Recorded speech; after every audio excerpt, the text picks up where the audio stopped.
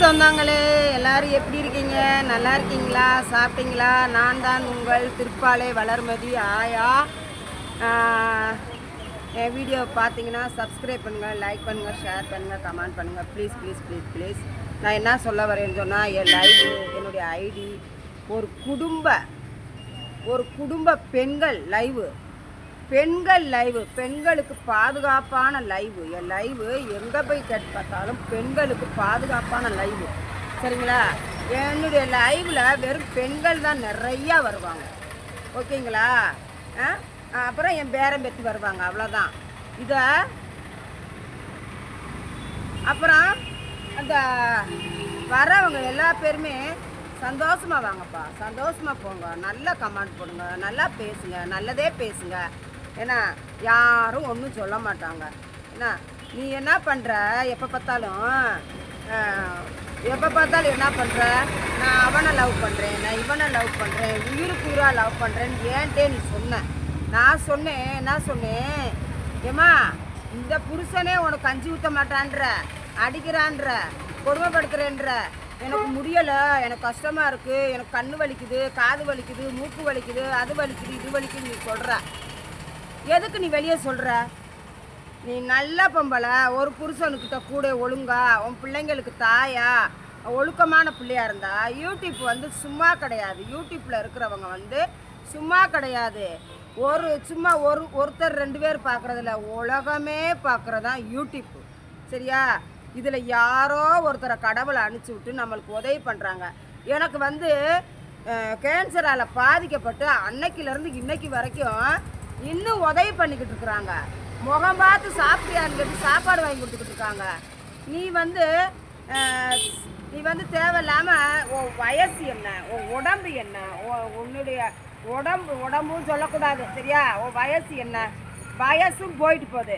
உன் புருஷன் இருக்கான்ல, வீடு இருக்குல்ல, 2 பிள்ளைங்க இருக்காங்கல்ல, அதுகளை பார்த்துக்கிட்டு அவன் காசு கொடுக்காம நீ சோறு திங்கிற?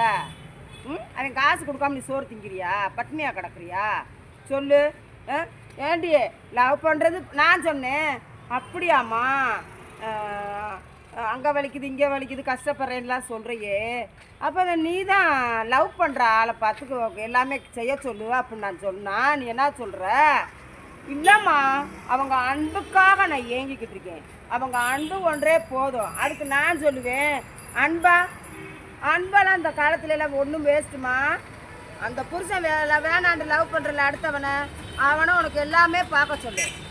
ஐடியில் நான் கஷ்டப்படுறேன், எனக்கு முடியலை, எனக்கு மூச்சு திணறுது, எனக்கு அது திணறுது, இது திணறுதுன்னு சொல்லாத.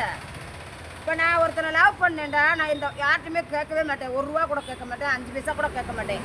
எனக்கு லவ் பண்ணுறேன், நான் லவ் பண்ணால் எனக்கு பார்க்குறவனை பார்த்து தான் லவ் பண்ணுவேன். சரியா? எனக்கு வீட்டுக்காரர் இல்லைல்ல, பிள்ளைங்களும் பார்க்க மாட்டாங்க, அப்போ எனக்கு செய்கிறவங்கள பார்த்து நான் லவ் பண்ணுவேன். ஓகேவா? அதனால் நீ பண்ணுறது லவ்வெல்லாம் பண்ணுற, அவனை தேடியெல்லாம் ஊராக போய்கிட்டு இருக்க. நீ இவ்வளோ தப்பு.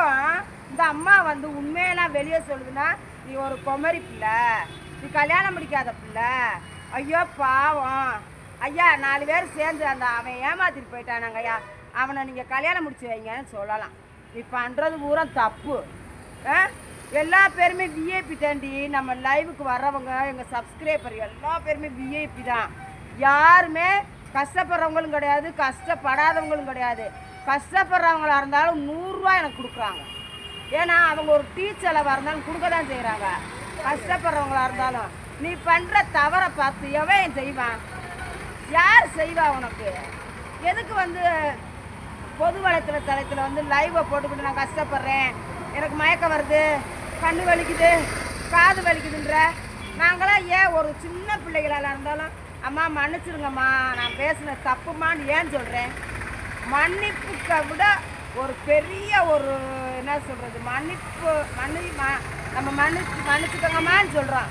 அப்போ அதை அவங்க ஏற்றுக்கிறதுல பெரிய மனசு இருக்குது. சரி பரவாயில்ல, ஒரு வயசான பொம்பளையாக இருந்தாலும் மன்னிச்சுக்கன்னு கேட்குதே அப்படின்னு சொல்லிட்டு மனசு இறங்கும். இப்போ இருக்க பிள்ளைங்க பூரா ஹெல்ப் மைண்டில் தான் இருக்காங்க. எல்லா பேருமே ஹெல்ப் மைண்டில் தான் இருக்காங்க. அன்றாட சித்தாள் வேலை பார்க்கட்டும், வீட்டு வேலை பார்க்கட்டும், ஒரு ஒரு ஒரு கூலி வேலை பார்க்கட்டும், ஐயோ இந்த அம்மா பாவமே ஒரு 50 ரூபாயை போட்டு விடுவோம், ஒரு 100 ரூபாயை போட்டு விடுன்னு செய்கிறாங்க. ஏன் செய்கிறாங்க? எதுக்கு செய்கிறாங்க? இன்ச்சாக கவனிச்சுக்கிட்டு இருக்காங்கடி. இந்த அம்மா என்ன பண்ணுது, இந்த அம்மா என்ன ஏமாத்துது, இந்த அம்மா பேக்ரவுண்டு என்ன, இந்த அம்மா எப்படி இருக்குது, எல்லாரும் ஏமாத்துதா, யாரையும் சைடு பிஸ்னஸில் புருஷனை வச்சுருக்குதா, வச்சுக்கிட்டு நம்மகிட்ட ஏமாற்றி திங்குதா, அனைத்தையும் துப்பு தொலைவி உள்ளே வச்சு கலட்டி பார்த்துக்கிட்டேன். 1 ரூபானாலும் நமக்கு செய்கிறாங்க. சரியா? நீ பண்ணுறது பூரா தப்பு.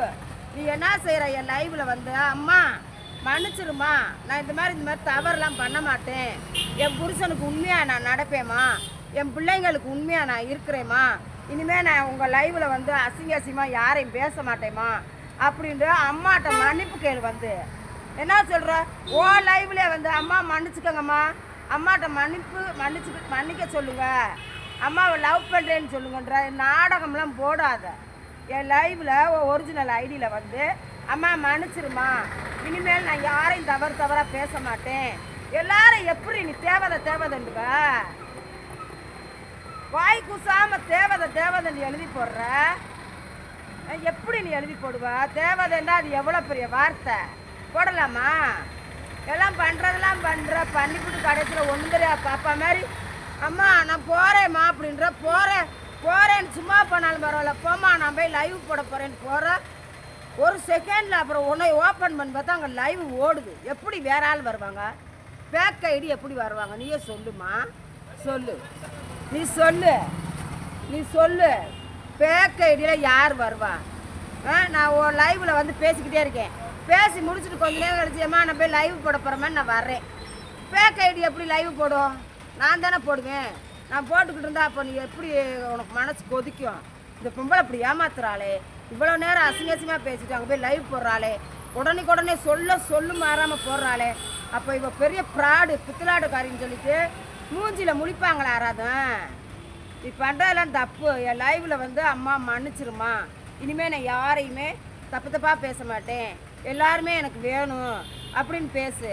வர நீ ஒன்றும் கண்டென்ட்டும் பண்ண வேணாம், கிண்டென்ட்டும் பண்ண வேணாம், நீ கபடியும் ஆட வேணாம், ஒரு பூழலும் பண்ண வேணாம். சரியா?